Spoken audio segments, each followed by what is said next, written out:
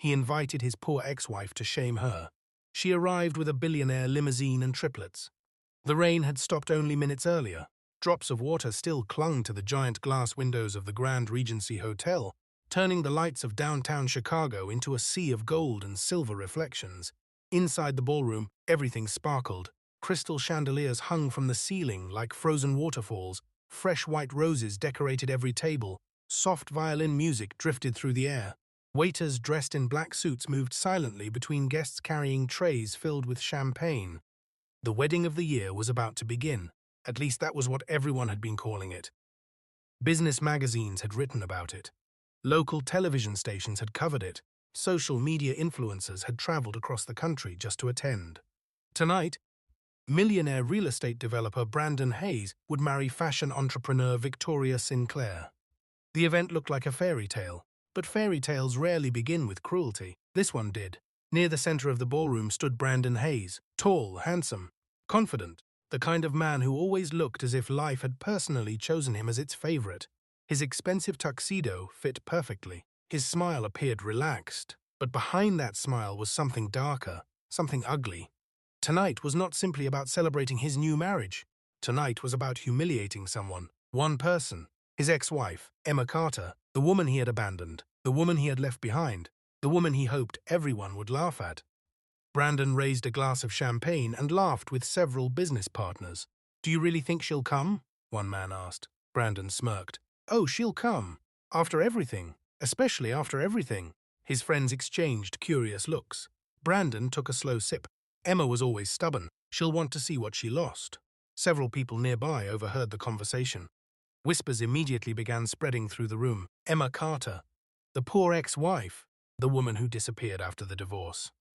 The woman who had once stood beside Brandon when he had almost nothing. The woman everyone assumed was struggling somewhere far from the luxury and glamour surrounding them tonight. Many guests secretly hoped she would arrive. Not because they cared about her, because people loved drama, because they loved seeing winners and losers, and according to Brandon, Emma was the loser. At the front of the ballroom, Victoria adjusted her diamond earrings and smiled confidently. She was beautiful, elegant, sophisticated. Everything magazines claimed Brandon deserved, at least according to Brandon. She walked over and wrapped her arm around his. "Still thinking about her?" Victoria asked playfully. Brandon laughed. "Not at all. Then why invite her?" His smile widened. "Because I want closure." Victoria laughed. Both of them knew he was lying. This wasn't about closure. It was about pride. It was about showing the world that Brandon had moved on, and that Emma had not. The orchestra continued playing. Guests filled their seats. The wedding planner checked her watch. Everything was running perfectly. Then something unexpected happened. The music began to slow. Conversations faded. People turned toward the entrance. A hotel employee hurried across the room and whispered something into the wedding planner's ear. The planner's eyes widened. Several seconds passed. The giant ballroom doors slowly opened. Silence spread through the room. Pause. Every head turned. Every conversation stopped. Even the musicians lowered their instruments. Outside, headlights appeared through the glass entrance. A long black limousine rolled to a stop beneath the hotel entrance canopy. The crowd stared, confused, curious. A chauffeur stepped out first. Then he opened the rear door. A woman emerged. The room gasped. Emma Carter. But this wasn't the Emma anyone remembered. The woman standing outside looked nothing like the broken ex-wife Brandon expected. Her emerald evening gown shimmered beneath the hotel lights. Her dark hair flowed gracefully over her shoulders. Her posture radiated confidence. There was no sign of weakness, no sign of desperation, no sign of defeat. Instead, she looked stronger than ever. The whispers began immediately. "Is that Emma? No way. She looks incredible. What happened to her?" But then another figure stepped out of the limousine, and suddenly the whispers became louder, much louder, because everyone recognized him. Nathan Sterling, the billionaire founder of Sterling Capital Holdings, one of the richest men in America, a man whose investments shaped entire industries, a man whose appearance at any event instantly made headlines. Yet tonight he stood beside Emma, not casually, not professionally, protectively. His hand rested gently against her back. The message was obvious. They had arrived together. The ballroom fell silent again. Then 3 small children climbed out of the limousine. 2 boys, 1 girl, triplets, beautiful children dressed in matching formal outfits. The little girl held Emma's hand. One of the boys held Nathan's. The third smiled at the crowd without understanding why hundreds of strangers were staring. A wave of shock moved through the ballroom, because the children looked exactly like Brandon. The color drained from Brandon's face. Victoria's smile disappeared. Several guests openly gasped. Pause. The triplets walked confidently beside Emma, and suddenly every person in the room remembered something. Emma had been pregnant when Brandon left her.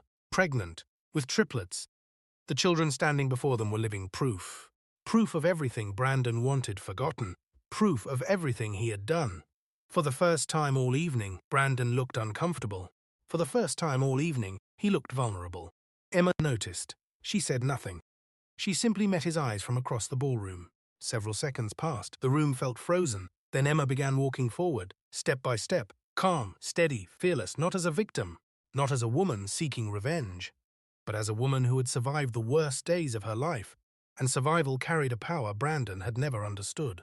The sound of her heels echoed softly against the marble floor. Every guest watched. Nobody dared speak. Nathan walked beside her.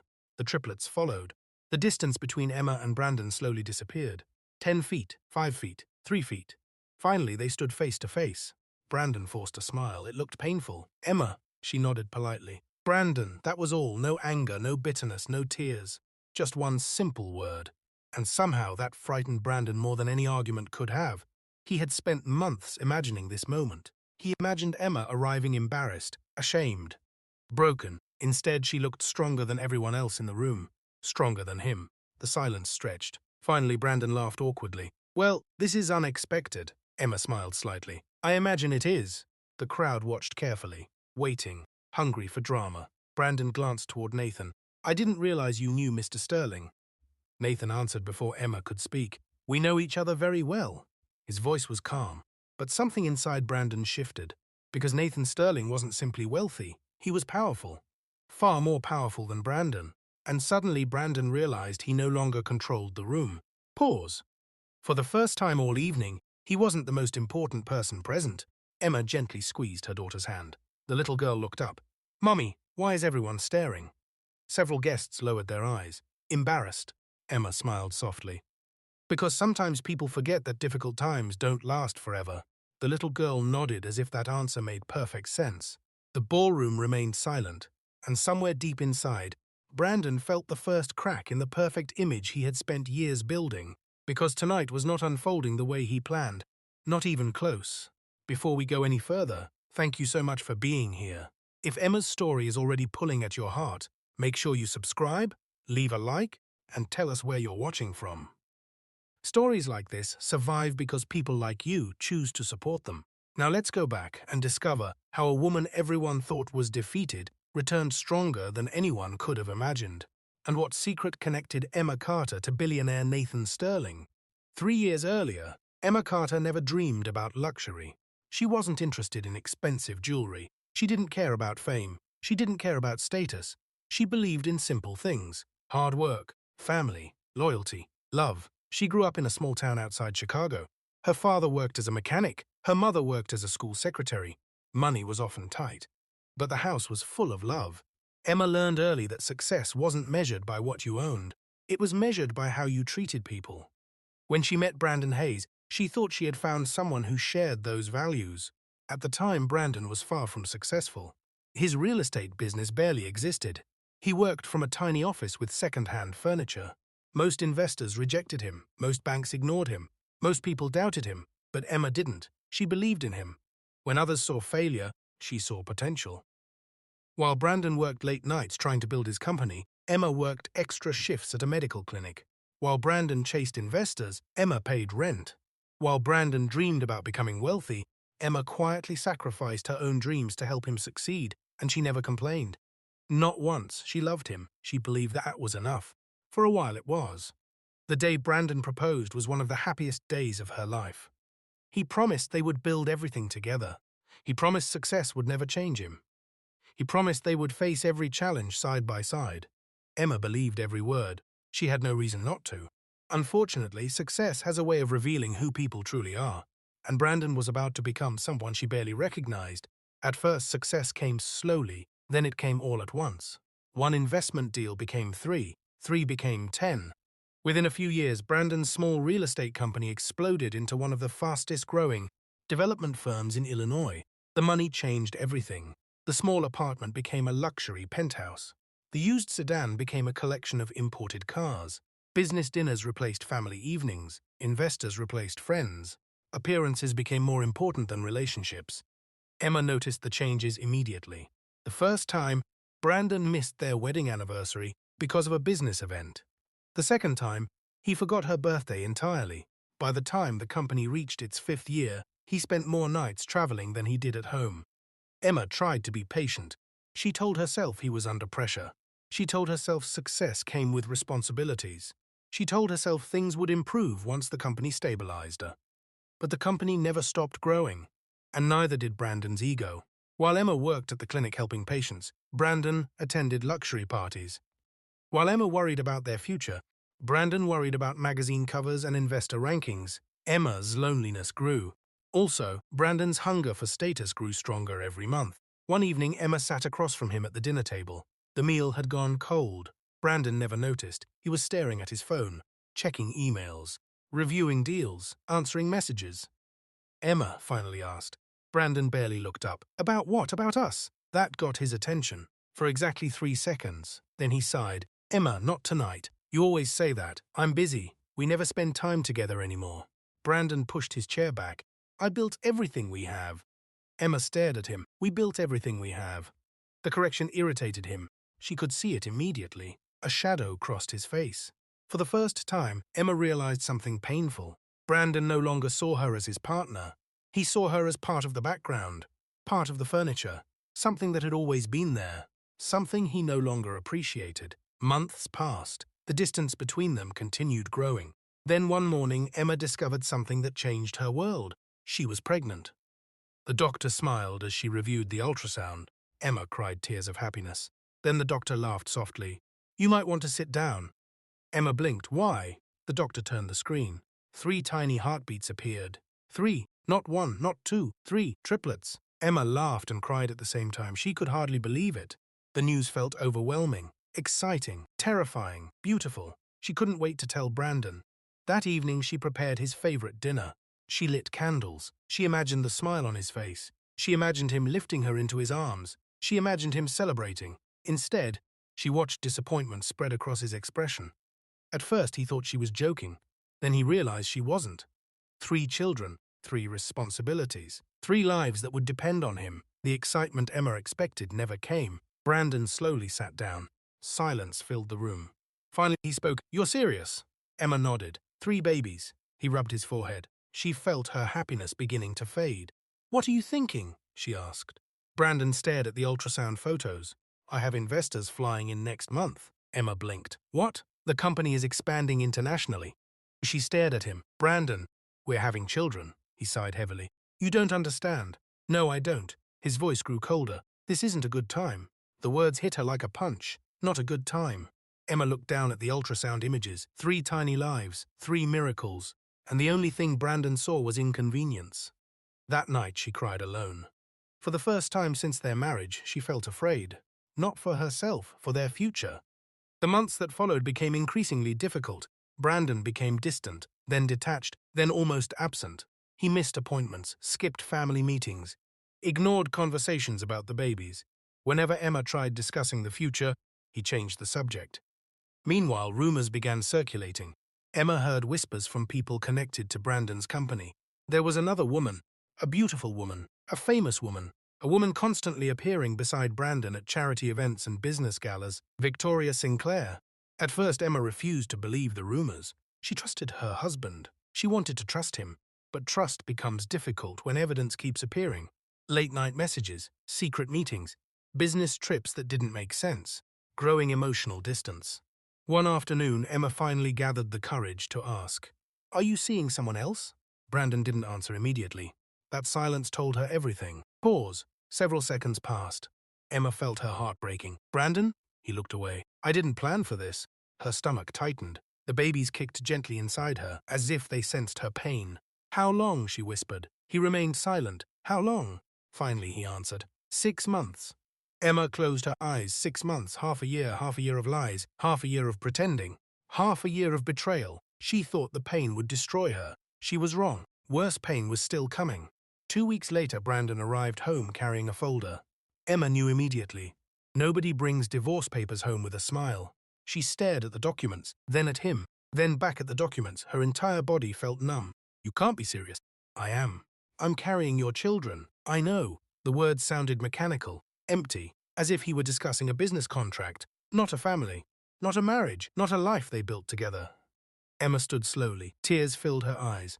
"How can you do this?" Brandon looked uncomfortable. Not guilty, not ashamed, just uncomfortable, like someone trying to finish an unpleasant task. "Victoria and I are serious."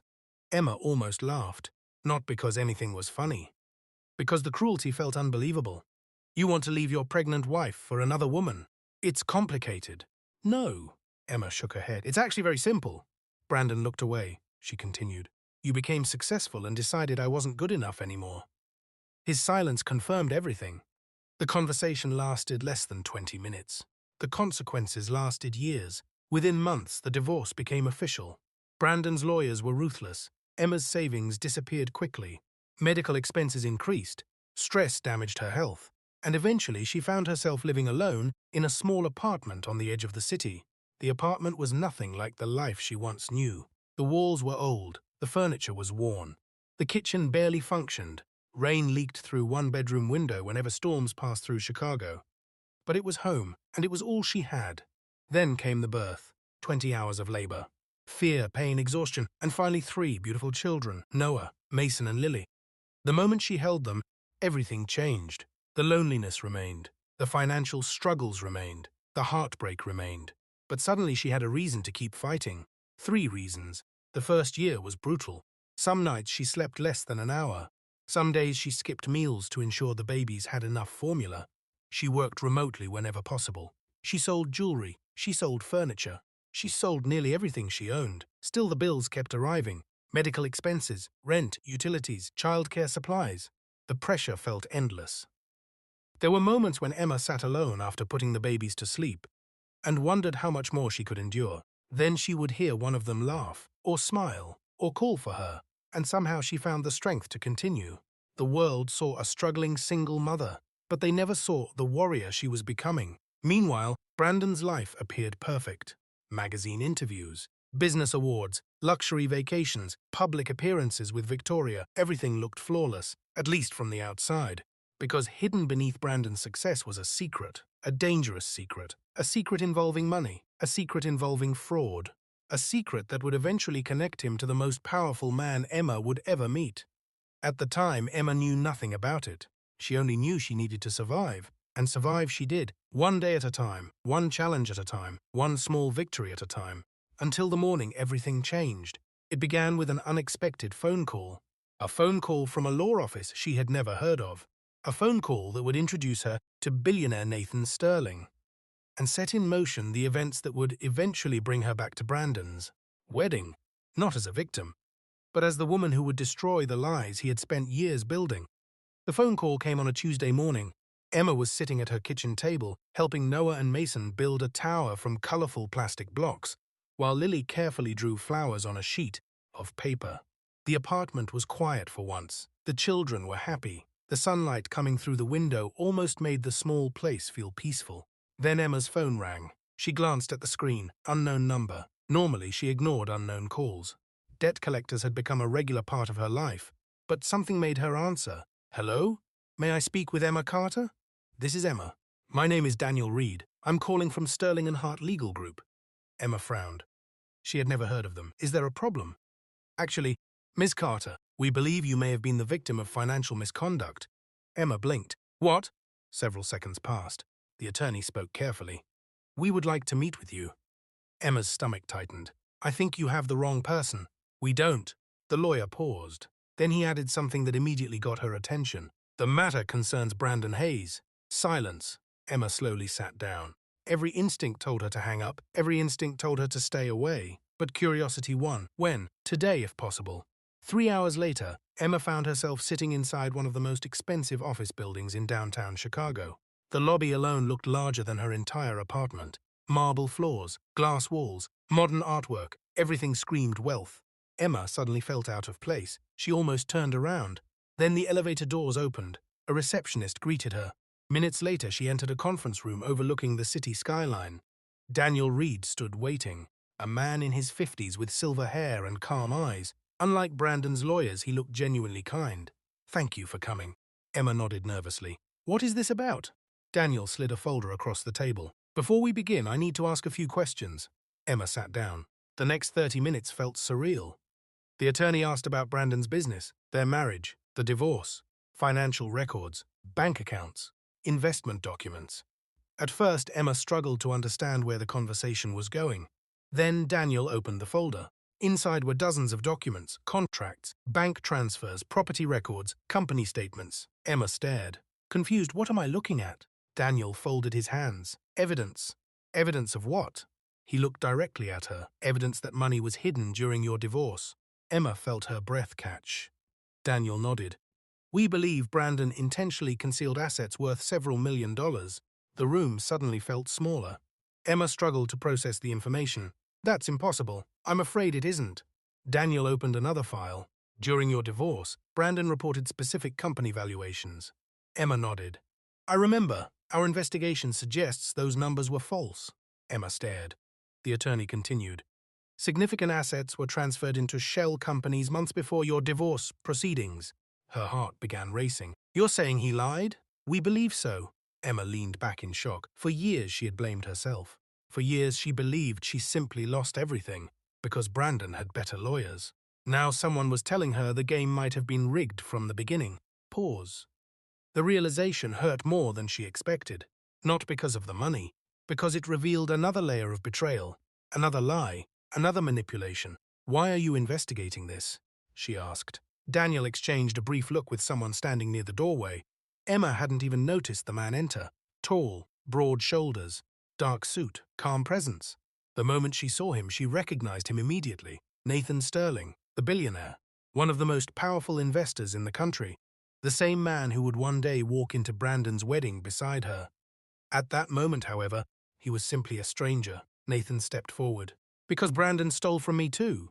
Emma stared. Nathan took a seat across from her. His expression remained calm, controlled, but she could see anger beneath the surface. Not explosive anger, the dangerous kind, the quiet kind. "What do you mean?" Emma asked. Nathan folded his hands. 2 years ago, my investment company purchased minority ownership in one of Brandon's developments." Emma listened carefully. Nathan continued. "We recently discovered irregular financial records." Daniel opened another folder. "We've spent 8 months investigating." Nathan nodded. "The deeper we looked, the worse it became." Emma glanced between them. "What exactly did he do?"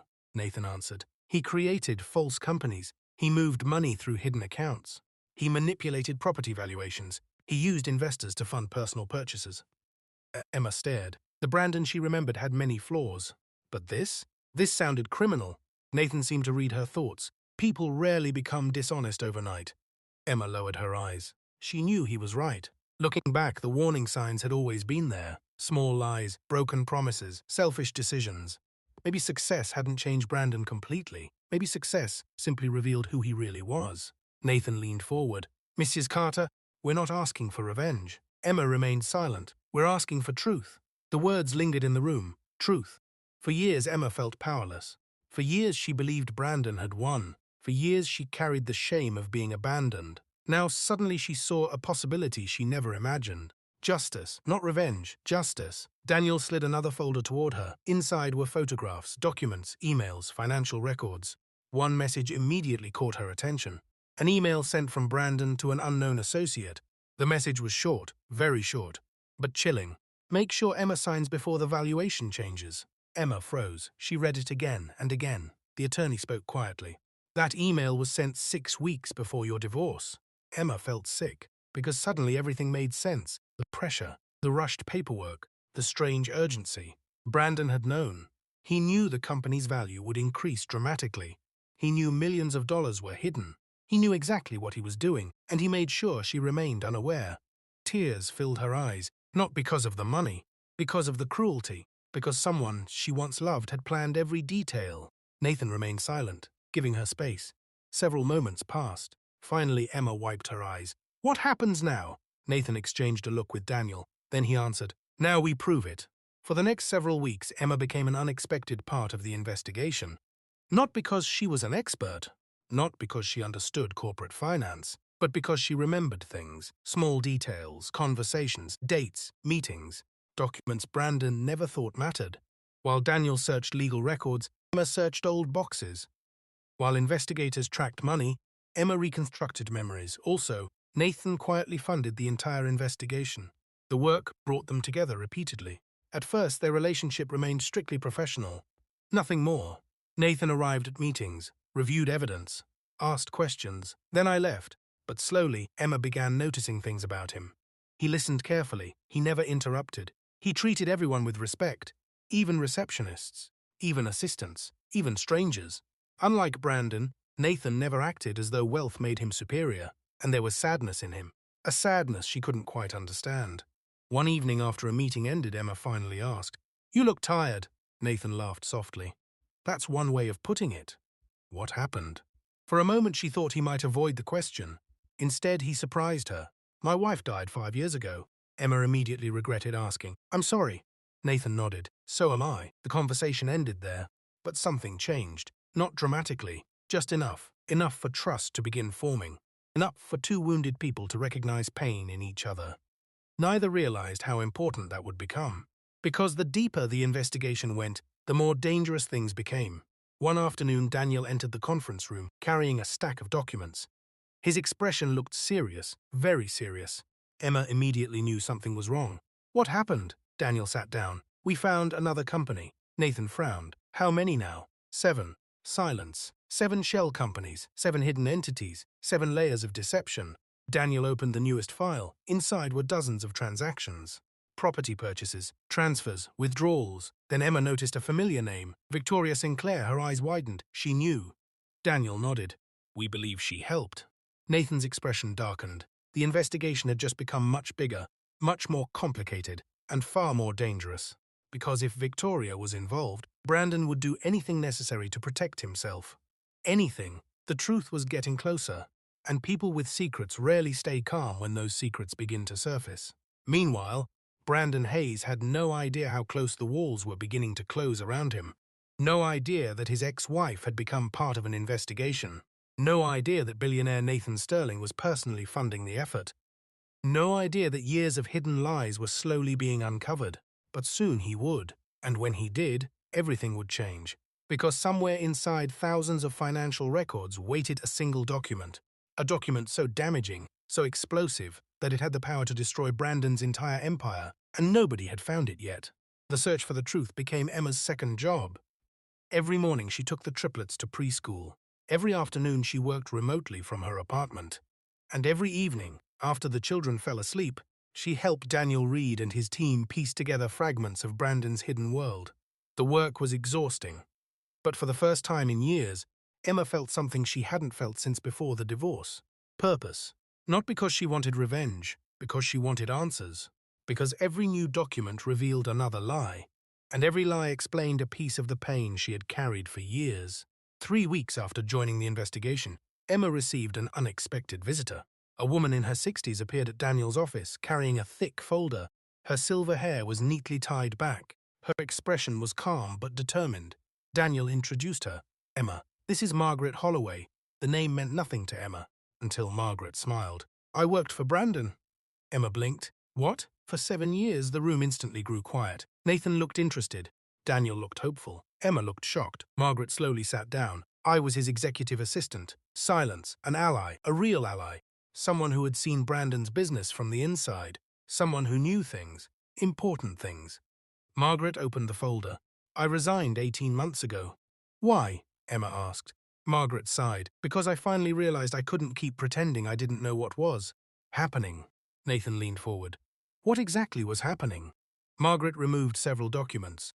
The company wasn't what people thought it was. Emma felt her stomach tighten. For the next hour, Margaret described things she had witnessed. Hidden meetings, suspicious transfers, private conversations, destroyed records, instructions that never appeared in official reports. Every story painted the same picture.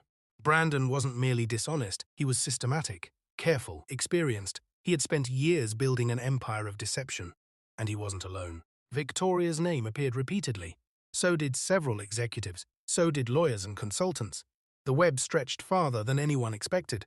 When Margaret finally finished speaking, the room remained silent. Nathan broke the silence first. Why come forward now? Margaret looked directly at Emma. I have grandchildren. Emma frowned. Margaret continued. When I look at your children, I think about them. She paused. And I don't want them growing up in a world where people like Brandon always win. For several seconds, nobody spoke. Then Emma smiled. A genuine smile. The first one she'd worn all day. The investigation suddenly felt bigger than money. Bigger than business. It felt meaningful. Over the following month, another ally appeared. Then another. A former accountant. A retired project manager. A former contractor. One by one, people began talking. The deeper investigators dug, the more frightened former employees became. Not frightened of Nathan, not frightened of Emma, frightened of what Brandon had become. Meanwhile, Emma's relationship with Nathan slowly evolved. Neither planned it, neither discussed it. It simply happened. One evening they found themselves working late in Daniel's conference room. Most of the staff had gone home. The city skyline glowed beyond the windows. Stacks of documents covered the table. Emma rubbed her eyes. I'm tired. Nathan laughed softly. You've said that every day this week. Because it's true. Nathan nodded. Fair point. Emma smiled. A comfortable silence settled between them. Not awkward, not forced, comfortable. The kind of silence that only exists when people genuinely enjoy each other's company. Nathan glanced toward a photograph sitting beside Emma's laptop. The triplets. Covered in paint after a school project. How old are they now? Almost 5. Nathan smiled. They look happy. Emma's expression softened. They are. A pause. Then she added quietly, That's all I've ever wanted. Nathan looked at the photo for several seconds. Then he surprised her. My wife wanted children. Emma turned toward him. Nathan rarely spoke about his past. Very rarely. Did you? He nodded. More than anything. The sadness in his voice was impossible to miss. For a moment, Emma didn't know what to say. Finally, she reached across the table and touched his hand. Just briefly. Nothing dramatic. Nothing romantic. Just human. Nathan looked at her. Something passed between them. Something neither acknowledged, but neither forgot. The following Saturday brought another unexpected development. Emma invited Nathan to Lily's birthday party. At first she regretted asking. It felt strange, too personal, too soon. But Nathan accepted immediately. When he arrived carrying gifts and wearing jeans instead of a suit, the triplets instantly loved him. Especially Mason. Within 15 minutes, they were playing soccer together in the park. Within 30 minutes, Nathan was laughing harder than Emma had ever seen. And within an hour, Emma noticed something that made her heart ache. Nathan looked happy, truly happy, not billionaire happy, not successful happy, human happy, as if he had finally found a place where nobody expected anything from him. While Nathan played soccer with Mason, Noah was teaching him how to build toy spaceships. Also, Lily had somehow convinced him to attend a pretend tea party. Emma watched from a nearby bench. A strange warmth spread through her chest. For years she had been alone. For years every burden belonged to her. For years every challenge felt impossible. Now things felt different, not easier, different, and that difference scared her. Because hope can be frightening after disappointment. Hope creates risk. Hope creates vulnerability. Hope creates the possibility of losing something precious. Emma wasn't sure she was ready for that. The investigation continued. Weeks became months. Evidence continued growing. Then everything changed. It happened on a rainy Thursday evening. Daniel called an emergency meeting. His voice sounded urgent. Emma immediately drove downtown. Nathan arrived minutes later. Margaret was already there. The atmosphere felt tense, heavy. Daniel stood beside a projector screen. His expression looked grim. What happened? Nathan asked. Daniel took a deep breath. We found something. The room fell silent. Everyone knew what that meant. Another discovery, another piece of the puzzle. But Daniel's face suggested this was different, very different. He clicked a remote. A document appeared on the screen. At first, Emma didn't understand what she was seeing. Then she noticed a date. The date made her freeze. It was from 3 weeks before her divorce. Daniel pointed toward the document. This property transaction was hidden. Nathan studied the screen. Emma leaned forward. Margaret suddenly gasped. Oh my God! The room turned toward her. Margaret pointed. That address. What about it? Daniel asked. Margaret swallowed hard. I remember it. Everyone waited. Margaret looked pale. I scheduled that meeting. Daniel frowned. What meeting? Margaret stared at the screen. The meeting where Brandon transferred ownership. Silence. Nathan's eyes narrowed. Transferred ownership of what? Margaret looked directly at Emma, then she answered, everything. Pause. The room became completely still. Emma felt her heart racing. What do you mean everything? Margaret pointed at the document.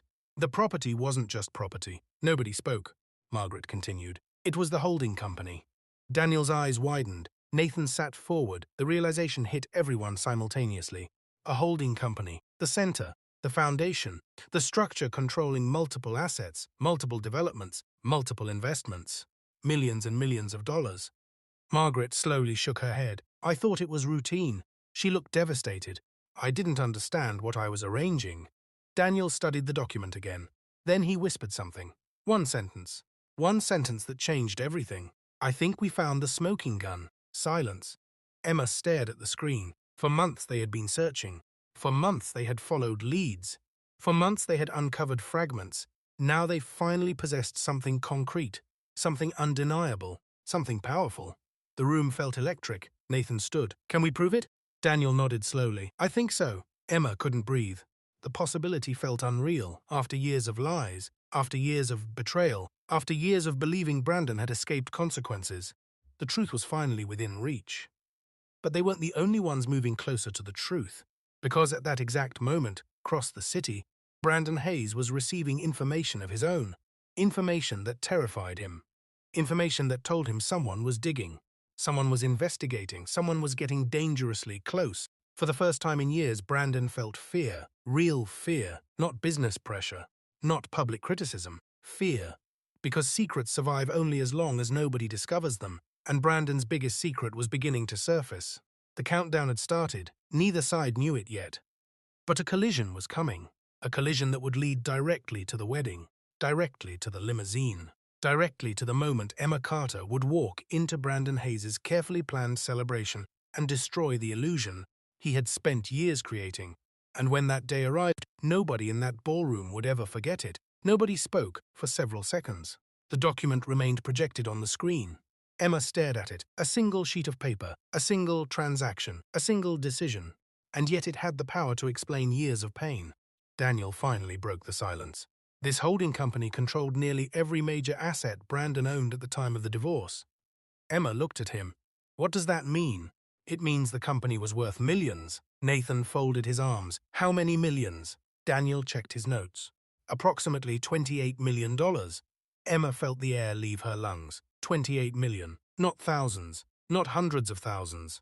Millions. All hidden before the divorce.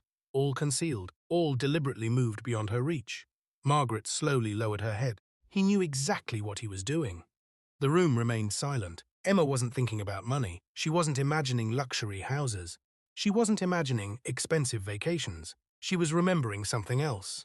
She was remembering nights when she skipped meals because there wasn't enough money. She remembered selling jewelry.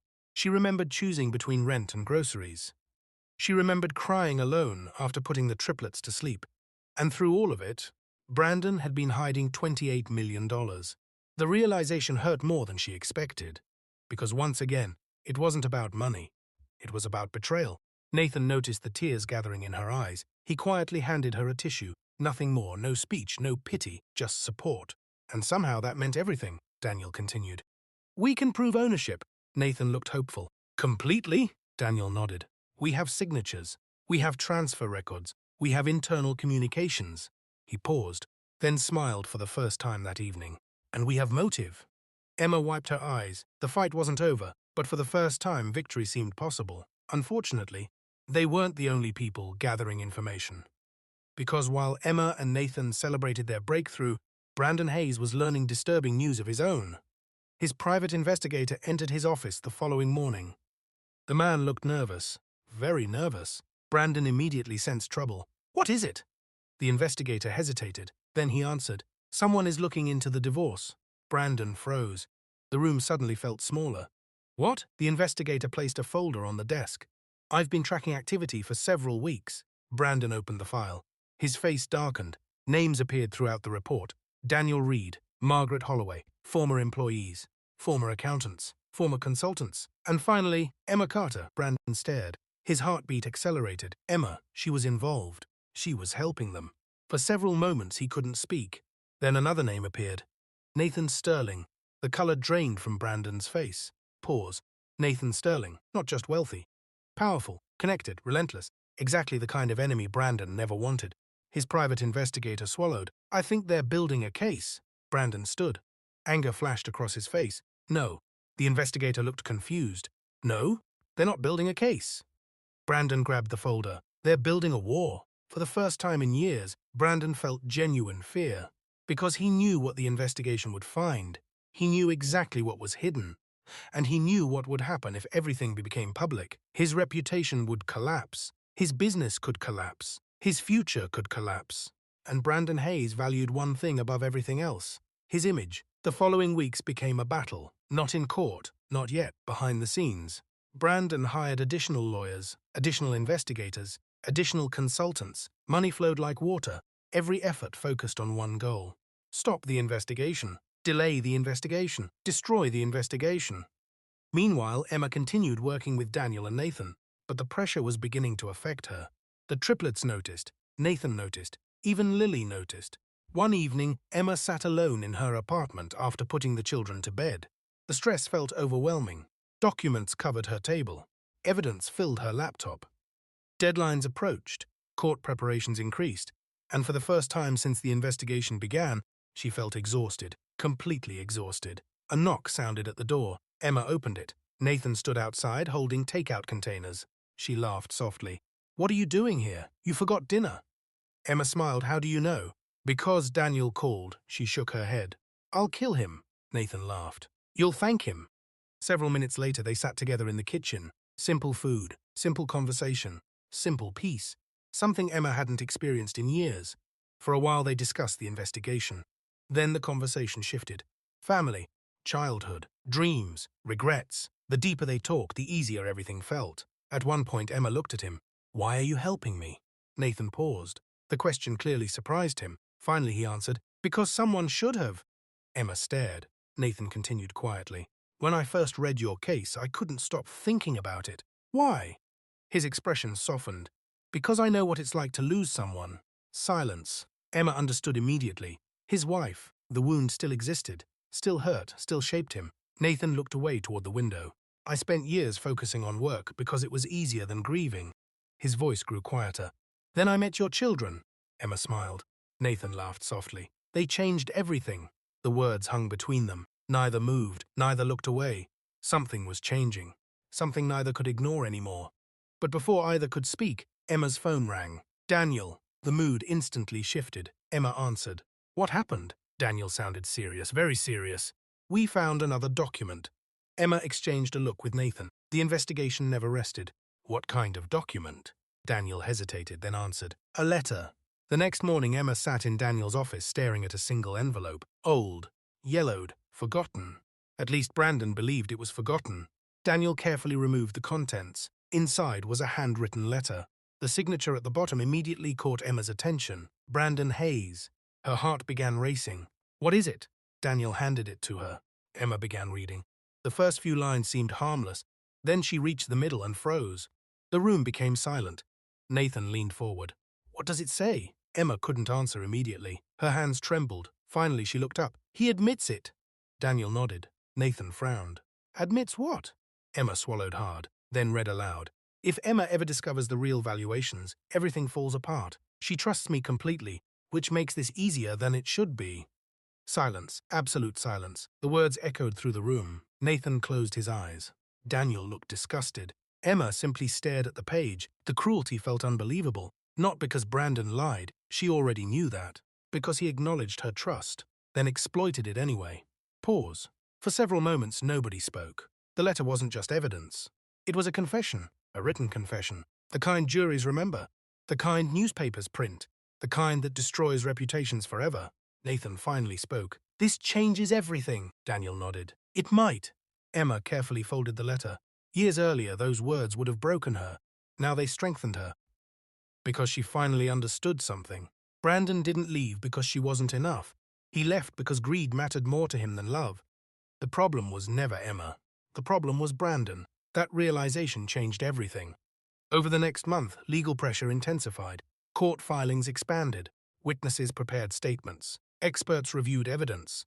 The case grew stronger every week, and Brandon knew it. The pressure began affecting him. Employees noticed, Victoria noticed, investors noticed, even journalists began asking uncomfortable questions. His perfect world was cracking. Slowly, publicly, dangerously. Then came the event that changed everything, the wedding announcement. Brandon and Victoria scheduled a massive public ceremony. Hundreds of guests, media coverage, business leaders, influencers, celebrities. The entire city seemed interested. Emma saw the announcement online. At first, she ignored it. Then an invitation arrived, personally delivered, beautifully printed, expensive, cruel. Inside was a handwritten note, one sentence that revealed Brandon hadn't changed at all. "I hope you'll come see how things turned out." Emma stared at the note, then laughed, not because it was funny, because it was pathetic. Brandon still wanted an audience, still wanted validation, still wanted victory. What he didn't realize was that the game had already changed. The woman he abandoned no longer existed. The frightened young mother no longer existed. The broken victim no longer existed. Someone stronger stood in her place. That evening, Nathan arrived at her apartment. Emma showed him the invitation. He read it once, then twice. Finally, he smiled. "You should go." Emma blinked. "What? You should attend." She stared at him. Nathan continued. "You spent years running from the past." A pause. "Maybe it's time the past saw what you've become." Emma looked down at the invitation, then at the triplets playing nearby, then back at Nathan. Slowly she smiled, a real smile, a confident smile, a dangerous smile, because for the first time an idea was forming. An idea neither Brandon nor Victoria would see coming. An idea involving a limousine, 3 children, a billionaire, and a wedding day that would never be forgotten. The countdown had begun, and very soon Brandon Hayes would discover that the woman he invited to shame was about to become the center of every conversation in the room. The day of reckoning was coming, and nothing could stop it now. The morning of Brandon Hayes' wedding arrived beneath a clear blue sky. News vans parked outside the Grand Regency Hotel before sunrise. Photographers gathered near the entrance. Social media influencers streamed live updates. Guests arrived in luxury vehicles, worth more than most families earned in a decade. Everything looked perfect. Exactly the way Brandon wanted, exactly the way Victoria wanted, exactly the way they imagined their story would be remembered. As a celebration, as a triumph, as proof that they had won. Neither of them understood that their perfect day was about to become something very different. Inside one of the hotel's private suites, Brandon adjusted his tie and admired his reflection. His tuxedo was custom-made. His shoes cost thousands of dollars. His watch was worth more than Emma's old apartment. Everything about him projected success. Yet something felt wrong. The feeling had followed him for weeks. The investigation, the legal pressure, the unanswered questions, the fear. He tried ignoring it. Today was supposed to be about celebration, not anxiety. A knock sounded at the door. Victoria entered. Her wedding dress sparkled beneath the lights. She looked stunning, but even she seemed tense. "You okay?" Brandon asked. Victoria forced a smile. "Just wedding nerves." He nodded. Neither mentioned the investigation. Neither mentioned the lawyers. Neither mentioned Emma. Both pretended everything was normal. Both knew it wasn't. Meanwhile, across the city, Emma stood before a mirror. Lily adjusted the sleeve of her dress. Noah and Mason argued over matching bow ties. The apartment felt alive with excitement. The children had no idea what the day truly represented. To them, it was simply an adventure, a fancy event, a limousine ride, time with Nathan. Emma watched their reflections. A smile touched her lips. 5 years earlier, she never imagined this moment. 5 years earlier, she had been terrified, alone, pregnant, abandoned. Now she looked stronger than she ever thought possible. Not because life had been easy, because it had been difficult. And she survived anyway. A knock sounded at the door. Emma already knew who it was. Nathan. When she opened the door, the children immediately rushed toward him.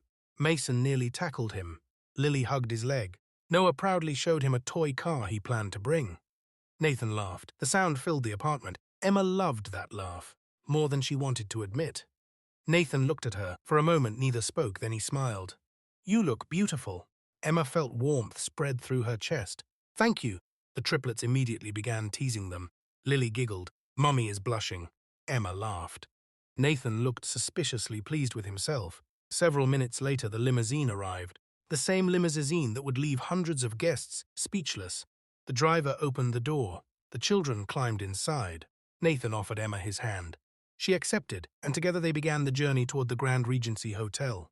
Toward Brandon, toward the truth, toward the final chapter. Back at the hotel, the ceremony preparations continued. Guests filled the ballroom. Champagne flowed. Music played. Laughter echoed. Nobody suspected what was coming. Then the ballroom doors opened, and Emma arrived. The reaction was exactly as dramatic as anyone could have imagined. Conversations stopped. Phones lowered. Eyes widened. People stared. The room felt frozen. Emma walked calmly beside Nathan. The triplets followed. Every step shifted attention away from Brandon and Victoria. Toward Emma. Toward the children. Toward the billionaire standing beside her. The whispers spread instantly. Brandon watched helplessly. His carefully planned spectacle was slipping away before the ceremony even began. The humiliation he intended for Emma was somehow happening to him instead. The irony wasn't lost on anyone. Especially Emma. She remained polite, graceful, calm. The more composed she appeared, the worse Brandon looked. Victoria felt it too. Guests who should have been celebrating her wedding couldn't stop staring at Emma. The attention was gone. The spotlight had moved, and it wasn't coming back. Then something unexpected happened. Daniel Reed entered the ballroom. Several attorneys followed. Margaret Holloway followed them. Then came former employees, former accountants, former executives, one by one, witnesses. The room grew quieter. Nathan glanced toward Emma. Emma nodded. It was time. Daniel approached Brandon. "Mr. Hayes." Brandon immediately knew. The fear returned, stronger than ever. "What are you doing here?" Daniel calmly handed him a folder. Brandon stared at it, then at Daniel, then back at the folder. He didn't want to open it. But he already knew what was inside. The letter, the transfers, the holding company, the evidence, the truth. Daniel's voice remained calm. "You've officially been served." Pause. The room exploded with whispers. Guests immediately reached for phones. Influencers started recording. Journalists moved closer. Brandon opened the folder. His face lost all color. Victoria grabbed his arm. "What is it?" He couldn't answer, because he knew. The game was over, not completely, but enough. Enough to destroy the image he spent years building. One reporter pushed forward. "Mr. Hayes, is it true you're facing fraud allegations?" Another voice followed. "Did you hide assets during your divorce?" Another. "Did you falsify company valuations?" The questions came from every direction, like bullets, like consequences. Brandon looked trapped. For years he controlled every narrative, every headline, every conversation. Now reality had arrived, and reality didn't care about public relations. Across the ballroom, Emma watched silently, not smiling, not celebrating, simply watching, because revenge wasn't the point. Truth was, Victoria suddenly turned toward Emma, her composure shattered. "You planned this!" The room went silent. Emma met her gaze. "No." Victoria looked furious. "You're destroying our wedding." Emma's voice remained steady. "I didn't destroy anything." A pause. "You built this yourself." The words landed harder than a scream ever could. Several guests lowered their eyes. Because deep down they knew Emma was right. Actions have consequences, and consequences eventually arrive, even if they take years. Brandon looked toward Emma. For the first time since their divorce, genuine regret appeared in his eyes. Not regret for losing money, not regret for legal problems, regret for losing her, regret for becoming the man standing in that ballroom, regret for realizing too late what truly mattered. Unfortunately for him, regret doesn't reverse time. Several seconds passed. Then Brandon spoke. "Emma." His voice sounded weaker than she'd ever heard. She looked at him. The room waited. Brandon swallowed. "I was wrong." Silence. Nobody expected those words. Not even Victoria. Not even Nathan. Brandon looked down, then back up. "I was wrong about everything." The confession felt genuine. Painfully genuine. Emma studied him. Years earlier, she dreamed of hearing those words. Now they meant almost nothing, because healing had already happened. She no longer needed validation. She no longer needed apologies. She no longer needed him, and that was freedom.